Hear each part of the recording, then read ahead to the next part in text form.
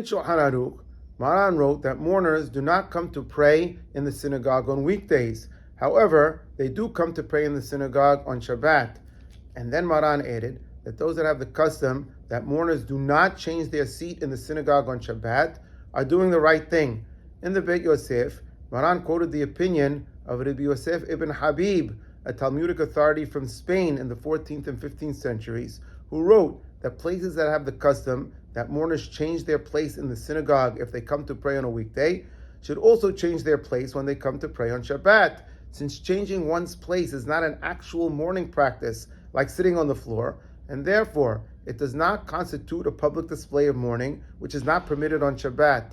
However, Maran did not agree with Rabbi Yosef ibn Habib, who wrote this in his commentary, which is known as the Nimukei Yosef, and therefore, in Shulchan Aruch, Maran supported the custom of those places where the mourner does not change his place on Shabbat.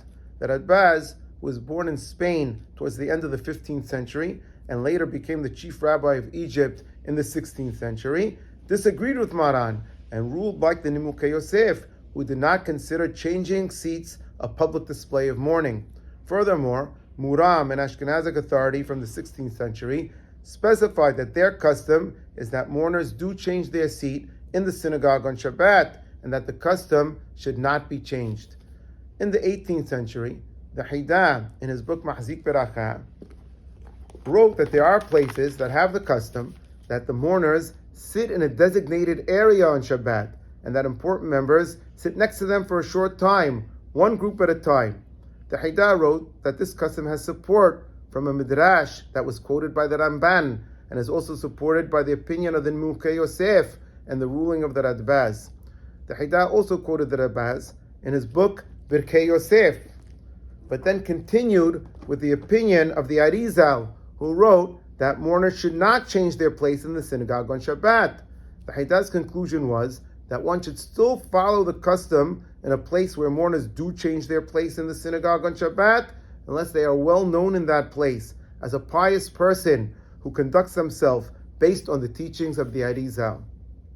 In the 20th century, Rabbi Haim Menashe Tehon, in his book on the customs of the land of Israel, which he called Eretz Hayim, recorded the custom of the land of Israel, which is that mourners do change their seat in the synagogue on Shabbat, and that this is an old custom dating back to before we accepted the rulings of Maran and Shulchan Aruch. The Keter Shem Tov also documented the custom of mourners changing their seats in the synagogue on Shabbat. He documented this as the custom of the land of Israel, the custom of Syria, Turkey, and Egypt, again, based on the Nimukei Yosef and the Radbaz.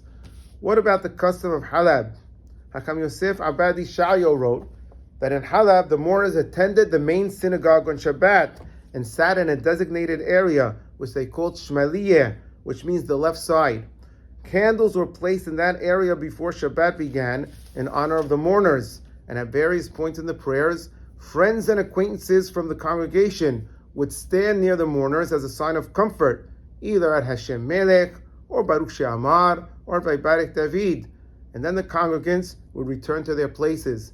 Afterwards, one of the mourners' relatives would receive an aliyah to make a hashkabah for the deceased, and after the prayers, the hazan would make another hashkabah in front of the mourners. The custom of mourners changing their seat in the synagogue on Shabbat was also practiced in Egypt and in North Africa, as was stated by Rabbi Rafael Aharon ben Shimon in his book on the customs of Egypt, which he called Nehar Mitzrayim. There he explained that it's to make it known to the congregants that they should sit for a short time near the mourners as a sign of comfort. He also wrote that the congregants took turns sitting near the mourners before returning to their seats.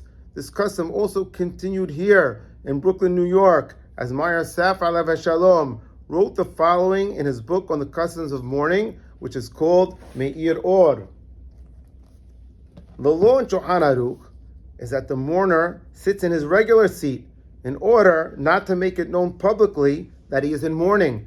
Nevertheless, it is our custom that the mourner does not sit in his regular seat, but in the back row. So even though, according to Maran and the Arizal, mourners should not change their seats in the synagogue on Shabbat, our custom is that the mourners do change their seats in the synagogue on Shabbat. In Halab, there was a designated spot for mourners on the left side of the synagogue, but here in Brooklyn, they sit in the back row. It's also customary for groups of congregants to take turns sitting near the mourners for a short period of time, and then returning to their places at various points in the prayers, such as Hodu, Hashem Melech, Baruch She'amar, and so on.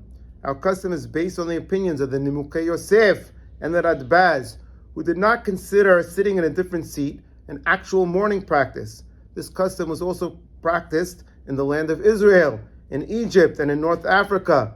The Ben Ish Hai wrote in a responsa in his book Rab Pe'alim that the custom in Baghdad was that mourners changed their seat in the synagogue on both weekdays and Shabbat during the 30-day mourning period. From all this we see that the accepted custom in the Middle East, in North Africa, and among the Ashkenazim is that mourners do change their seat when they come to the synagogue on Shabbat. And this is also our custom in our community in our times.